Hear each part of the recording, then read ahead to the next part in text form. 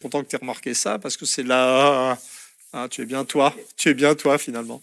Et c'est la partie, en fait, le passage le plus inquiétant de mon livre, en fait. C'est de dire que d'une certaine manière, le développement du libre-échange, de la globalisation, bah, en pratique, il a réussi.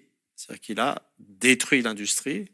Il reste quelques petits morceaux, mais il a produit une spécialisation dans les activités tertiaires et il a produit il a cette rhétorique de le libre-échange, c'est pour le consommateur, c'est pour le consommateur. Non, mais vraiment, vous imaginez travaillant dans des usines pour produire les biens, les télévisions dont vous avez besoin, les jouets pour vos enfants, ou les nains de jardin qui vous sont indispensables, alors que ça peut être produit beaucoup moins cher ailleurs.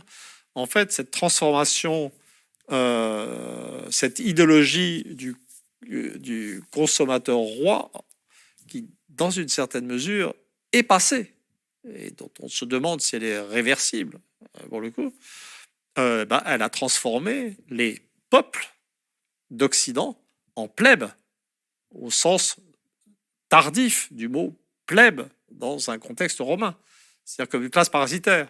Et donc, d'une certaine manière, peut-être c'est ce qui explique le glissement à droite de tous les milieux populaires européens. Donc, actuellement, les gens ont plutôt l'idée que le monde populaire vire à droite à cause de l'immigration. Et donc, que c'est un phénomène identitaire.